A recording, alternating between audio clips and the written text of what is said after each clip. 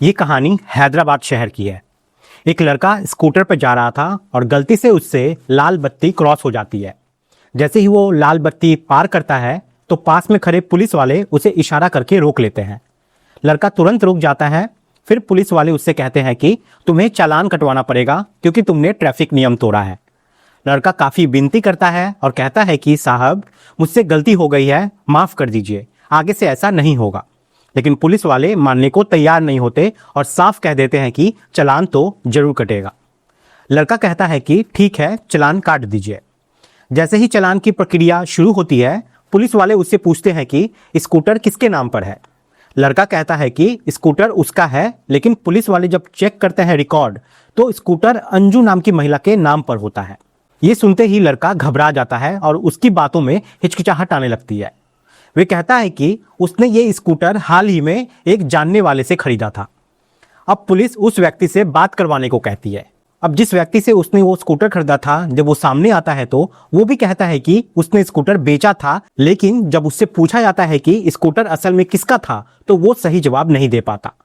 जांच में ये भी पता चलता है कि उस लड़के के परिवार में अंजू नाम की कोई महिला नहीं है।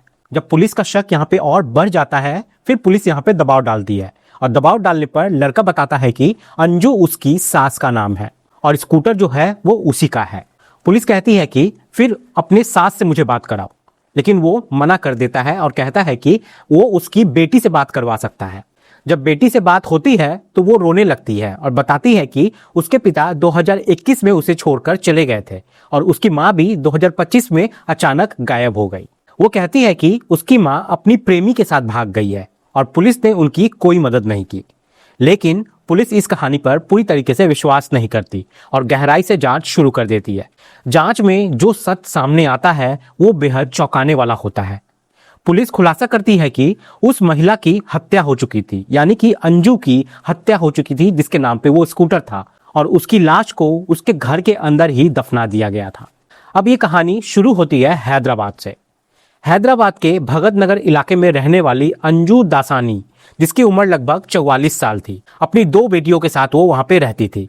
उसका पति 2021 में उसे छोड़कर चला गया था और दूसरी शादी कर ली थी। अंजू ने अपनी बेटियों को पालने के लिए बहुत मेहनत की और हर तरह का काम किया। साल 2024 में एक दिन अंजू अचानक घर वापस आती है और देखती क्या है कि उसकी छोटी बेटी एक लड़के के साथ आपत्तिजनक हालत में है। ये देखकर वो तुरंत दरवाजा बंद कर देती है और पुलिस को बुला लेती है। पुलिस आती है और उस लड़के को गिरफ्तार कर लेती है। उस लड़के का नाम होता है मोंटी कुमार सिंह, जिसकी उम्र करीब 20 साल के आसपास होती है। अब माँ और बड़ी बहन मिलकर छोटी बहन को समझाती है कि ये सब काम गलत है और उसे अभी पढ़ाई पर ध्यान देना चाहिए। कुछ समय तक सब सामान्य हो जाता है, लेकिन जनवरी 2025 में फिर वही घटना दोहराई जाती है। माँ एक बार फिर दोनों को पकड़ लेती है और इस बार गुस्से में पुलिस से कहती है कि इस लड़के को सख्त से सख्त सजा दी जाए। पुलिस फिर से उसे गिरफ्तार कर जेल भेज देती है। इसके बाद से माँ अपनी छोटी बेटी पर सख्ती बढ़ा देती है, लेकिन मई 2025 में एक बड़ा मोड़ आ जाता है। 12 मई को बड़ी बेटी घर पर नहीं होती और माँ अकेली होती है। इसी मौके का फायदा उठाकर छोटी बेटी अपनी प्रेमी को घर बुलाती है। फिर रात के समय दोनों मिलकर अपनी माँ की ही हत्या कर देते हैं। बेटी अपनी माँ को पकड़ लेती है और उसका प्रेमी चाकू से वार करता है, सीने पर, गले पर, जिससे अंजू की वहीं पे मौत हो जाती है।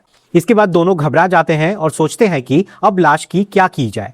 फिर वे लाश को एक प्लास्टिक में पैक करते हैं ताकि खून बाहर ना निकले और अगले दिन घर के कमरे में गड्ढा खोदकर उसे वहीं पर दफन कर देते हैं। इसके बाद उस जगह को सीमेंट से पक्का कर देते हैं ताकि किसी को शक ना हो। जब बड़ी बेटी घर लौटती है तो उसे फर्श बदला हुआ दिखता है।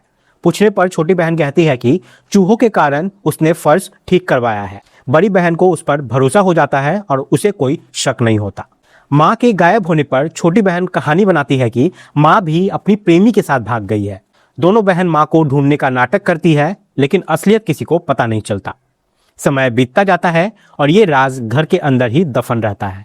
फिर इस घटना को कई महीने गुजर जाते हैं। घर के अंदर सब कुछ सामान्य दिखता है, लेकिन असल में एक बहुत बड़ा राज उसी घर के फर्श के नीचे दबा हुआ था। बड़ी बहन जो थी वो अपनी नौकरी में व्यस्त रहती थी और छोटी बहन घर पर ही रहा करती थी। हैरानी की बात यह थी कि जिस कमरे में माँ को दफनाया गया था, उसी कमरे में छोटी बहन आराम से रहती थी। वहीं सोती थी और अपने प्रेमी को बुलाकर जो करना था वो करती थी। वो बिना किसी डर के अपनी जिंदगी जी रही थी, जैसे कुछ हुआ ही ना हो। बड़ी बहन को कभी भी इस बात का अंदाजा तक नहीं हुआ कि उसकी माँ अब इस दुनिया में नहीं है। उसे हमेशा यही लगता रहा कि उसकी माँ किसी के साथ भाग गई है और एक दिन वापस आ जाएगी। इसी बीच उनकी आर्थिक तंगी भी शुरू हो गई। घर चलाने के लिए पैसों की जरूरत होती थी। घर में जो स्कूटर था वो अंजू के नाम पर था। छोटी बेटी और उसका प्रेमी मिलकर फैसला करते हैं कि स्कूटर बेच दिया जाए ताकि जो पैसे आएंगे उनसे कुछ जरूरत पूरी कर सके। वे स्कूटर बेच देते हैं और उन पैसों से अपना खर्च चलाते हैं। अब समय और आगे बढ़ता है और इसी दौरान छोटी बेटी अपनी प्रेमी के साथ लगातार संपर्क में रहती है। दोनों के बीच संबंध और गहरा हो जाता है, यहाँ तक कि वो गर्भवती भी हो जाती है, लेकिन उसे शुरुआत में इसका एहसास नहीं होता। जब वो बात सामने आती है तो दोनों एक बड़ा फैसला लेते हैं। जनवरी 2026 के आसपास दोनों एक मंदिर में जाकर शादी कर लेते हैं। बड़ी बहन को भी इस बारे में बताया जाता है और वो भी इस रिश्ते को स्वीकार कर लेती है। उसे लगता है कि जब माँ पिता दोनों अपनी अपनी जिंदगी जी रहे हैं अपने हिसाब से, तो छोटी बहन को भी अपनी जीवन जीने का पूरा अधिकार है। अब सब कुछ सामान्य दिख रहा था, लेकिन असली सच्चाई अभी सबके सामने आना बाकी था। इसी दौरान स्कूटर जिस लड़के ने खरीदा था उससे ट्रैफिक पुलिस द्वारा लाल बत्ती क्रॉस करने पर पूछताछ होती है। यहीं से पूरी कहानी का पर्दाफाश होना शुरू होता है। जब पुलिस को स्कूटर के कागजात में अंजू का नाम मिलता है और जांच आगे बढ़ती है तो पुलिस उस परिवार तक पहुंचती है। जब बेटी से पूछताछ होती है यहाँ पे, तो वो पहले वही कहानी बताती है जो वो सबको बता रही थी कि उसकी माँ अपने प्रेमी के साथ भाग गई, लेकिन पुलिस को उसकी बातों पर विश्वास नहीं होता। कड़ी पूछताछ और तकनीकी जांच के बाद आखिरकार सच सामने आ ही जाता है। छोटी बेटी और उसका प्रेमी टूट जाता है और सच्चाई कबूल कर लेते हैं कि उन्होंने ही मिलकर अंजू की हत्या की थी और उसकी लाश को घर के अंदर ही दफन कर दिया गया था। पुलिस अब तुरंत मौके पर पहुंचती है और उस कमरे में खुदाई करवाई जाती है। 17 मार्च 2026 को अधिकारियों की मौजूदगी में गड्ढा खोदा जाता है। कुछ ही देर में वहां से सड़ी गली हालत में एक लाश निकलती है जो अब कंकाल में बदल चुकी थी। लाश को बाहर निकालकर पोस्टमार्टम के लिए भेजा जाता है और जांच में पुष्टि होती है कि महिला की हत्या चाकू के वार से की गई थी। उसके सीने और गले पर गंभीर चोटें थीं जो मौत का कारण बनी। इसके बाद पुलिस आरोपी मोंटी कुमार सिंह को गिरफ्तार कर जेल भेज देती है। वहीं छोटी बेटी नाबालिग होने के कारण उसे बाल सुधार गृह भेज दिया जाता है। बड़ी बहन इस सच्चाई को जानकर पूरी तरीके से टूट जाती है, क्योंकि उसे कभी अंदाजा ही नहीं था कि उसकी अपनी बहन इतनी बड़ी साजिश में शामिल हो सकती है। इस पूरे घटनाक्रम ने सभी को झकझोर के रख दिया। लोगों को यकीन ही नहीं हो रहा था कि एक बेटी अपनी ही माँ की दुश्मन कैसे बन सकती है और इतनी बेरहमी से अपनी माँ की हत्या कैसे कर सकती है। और उससे भी ज्यादा चौंकाने वाली बात यह थी कि हत्या के बाद उसी घर में, उसी कमरे में अपने प्रेमी के साथ सामान्य जिंदगी कैसे बिता सकती है। ये मामला सोशल मीडिया और अखबारों में तेजी से फैल गया। हर कोई इस बात को लेकर हैरान था कि आखिर एक बेटी इतना बड़ा कदम कैसे उठा सकती है। ये कहानी समाज के लिए एक बड़ा संदेश भी देती है कि अपराध कभी छुपता नहीं है, चाहे कितनी भी चालाकी क्यों ना की जाए, सच एक दिन सामने जरूर आता है।